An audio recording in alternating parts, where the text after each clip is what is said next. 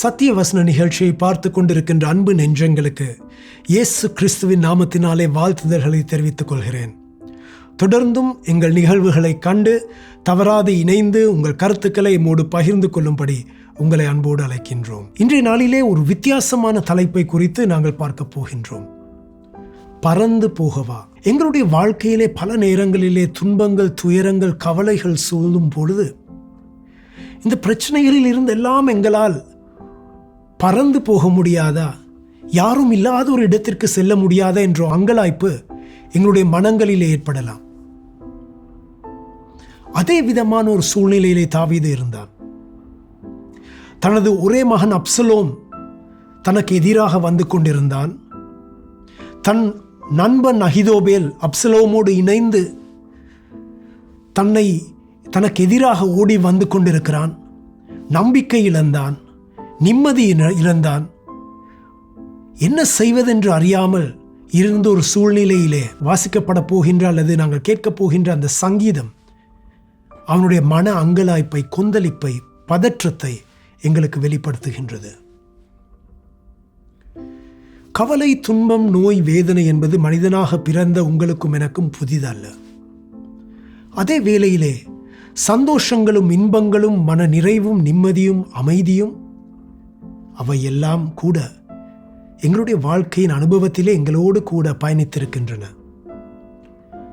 ஆனால் இவை யாவுமே நிரந்தரமல்ல என்பதை நாங்கள் அறிந்து உணர்ந்து கொள்ள வேண்டும். பிரியமானவர்களே, உதாரணமாக பலருக்கு பணம் சந்தோஷத்தை தரும் என்று நாங்கள் எதிர்பார்த்தாலும் அதே பணம் பலருக்கு பாரத்தையும் சுமையையும் பயத்தையும் உண்டாக்குகின்றது எங்களால் மறுக்க முடியாத ஒரு காரியம்.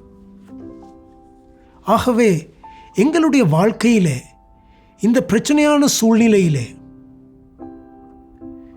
நாங்கள் எவ்விதமாக காரியங்களுக்கு முகம் கொடுக்கின்றோம்? இன்றைய வேத பகுதியிலே நாங்கள் பார்த்த ஒரு விடயம், தன் நண்பன், தன் மகன் தாவீதுக்கு எதிராக வந்து கொண்டிருந்த வேளையிலே யாரை நம்புவது என்று குழப்பம், மரண பயம், ஏமாற்றம், நம்பிக்கை இழப்பு என்ற உணர்வுகளோடு தாவீது அங்கும் இங்கும் அலைந்து ஓடிக்கொண்டிருக்கிறான். நாங்கள் அந்த பகுதியை முற்றுமுழுதுமாக வாசிக்கப் போவதில்லை. ஆனால் நீங்கள் சங்கீதம் 55 அதிகாரம் 1 வசனம் முதல் 16 வசனம் வரையுள்ள பகுதியை நீங்கள் எடுத்து வைத்துக் கொள்ளுங்கள். அவனுக்கு எதிராக பழி சுமத்தினார்கள், கோபம் கொண்டார்கள், குரோதம் கொண்டார்கள், பகைத்தார்கள்.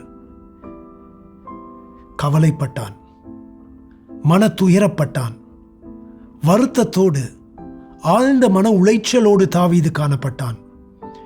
மரண பயம் என்னை சூழ்ந்தது என்று குறிப்பிடுகின்றான். நடுங்கினான், தன்னைத்தானே வெறுத்தான். தான் செய்த பாவத்தின் விளைவு இது என்பதை அவன் உணர்ந்தான்.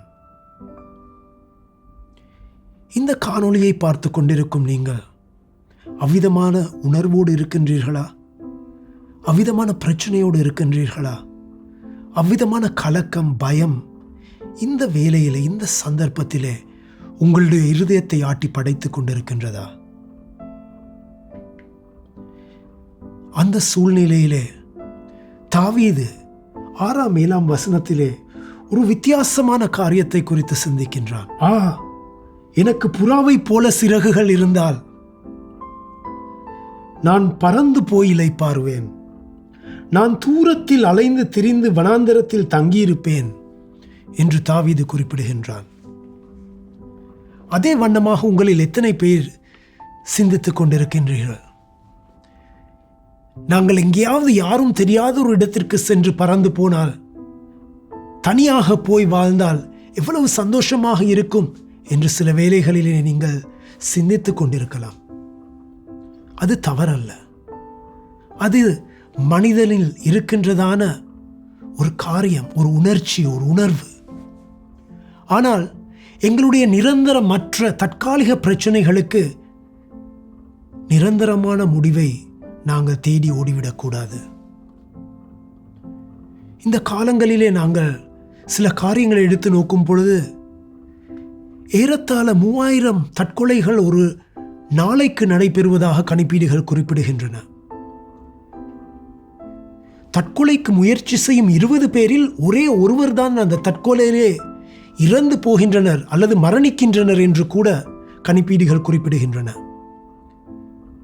அது மாத்திரமல்ல, இந்த நாளிலே தற்கொலைகள் 15 தொடக்கம் 24 வயது வரையுள்ள இளம் வாலிபர்களிடையே அதிகமாக காணப்படுகின்றது என்பதை தரவுகள் குறிப்பிடுகின்றன. எவ்வளவு கவலையான விஷயம்! அந்த வயதிலே பிரச்சனைகளை குறித்தவர்கள் என்ன அறிந்து கொள்வார்கள்? நிரந்தரமற்ற பிரச்சனைகள், தற்காலிக பிரச்சனைகள். ஆனால் அவர்கள் எடுக்கும் முடிவு நிரந்தர முடிவு, மரணம். ஆனால் தாவீது ஒரு வித்தியாசமான முடிவை எடுத்தான். அவனும் நம்பிக்கை இழந்தான், கைவிடப்பட்ட நிலையில் இருந்தான். ஆனாலும் அந்த நிலையிலும் கூட தன்னை கைவிடாத, எந்த சூழ்நிலையிலும் தன்னோடு இருக்கும் ஒரு தேவன் அவனுக்கு உண்டு என்பதை அவன் நம்பினான். சிங்கத்துக்கும் கரடிக்கும் எதிராக வெற்றி தந்த தேவன், கோலியாத்திற்கு எதிராக வெற்றி தந்த தேவன் இன்றும் அவனோடு கூட இருக்கின்றார் என்பதை அவன் விசுவாசித்தான். அவன் வயது சென்றவனாக இருந்தான், வருடங்கள் கடந்தன. ஆனாலும் அவன் நம்பிக்கை இழக்கவில்லை. 16, 17 வசனங்களிலே வசனம் இவ்விதமாக குறிப்பிடுகின்றது: நானோ தேவனை நோக்கி கூப்பிடுவேன், கர்த்தர் என்னை ரட்சிப்பார்.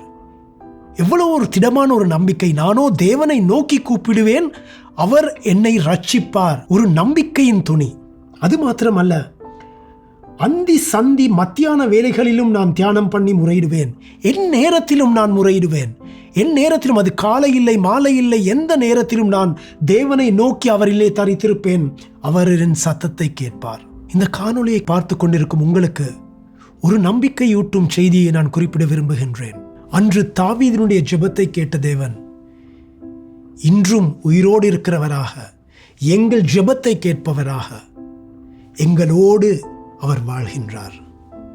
அவர்தான் எமது ஆண்டவர் இயேசு கிறிஸ்து.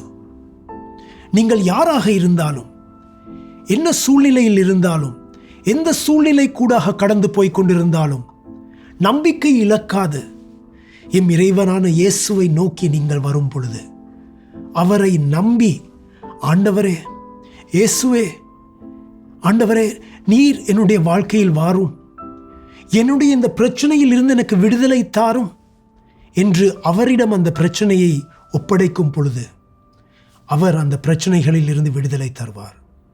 அவர் எமக்கு சமாதானத்தை தருவார். அந்த பிரச்சனைகளில் இருந்து எம்மை மீட்டுக் கொள்வார். எங்களுடைய வாழ்க்கையை வாளாக்காமல் தலையாக்குவார். நாங்கள் கீழாகாமல் மேலாக கர்த்தர் எங்களை உயர்த்துவார். அவருக்கு முடியாத காரியம் ஒன்றுமே இல்லை. பிரியமானவர்களே, அவர் இன்று உங்களை விடுவிப்பார், நம்பிக்கை தருவார், அமைதி தருவார். அவர்தான் எங்கள் நிரந்தர தீர்வு என்பதை நாங்கள் ஒரு காலம் மறந்து போய்விடக்கூடாது. நாங்கள் ஒரு கணம் எங்களுடைய கண்களை மூடி நாங்கள் ஒரு சிறிய காரியத்தினூடாக கடந்து செல்வோம். இந்த பாடலை பாடும் பொழுது இந்த வார்த்தைகள் உங்களுடைய மனங்களிலே ஊடுருவட்டும். என் கால்கள் இடரும் வேளையிலும் விழாமல் என்னை காத்தவரே, என் வாழ்வின் பெலன் நீரேசுவே.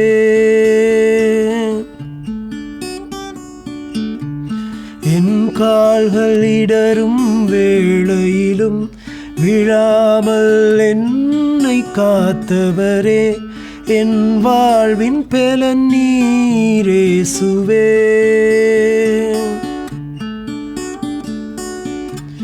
மான்களின் கால்களைப் போல உயரங்களில் நடந்திட செய்யும் என் வாழ்வின் வழி நீரே இயேசுவே. இயேசுவே வாருமே,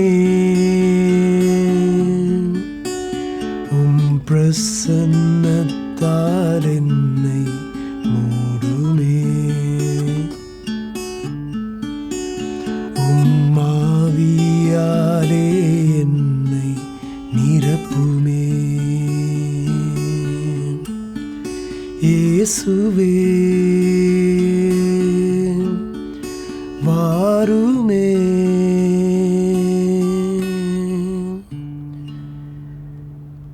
இயேசுவண்டை நாங்கள் வரும் பொழுது அவர் நம்பிக்கை தர வல்லவர்.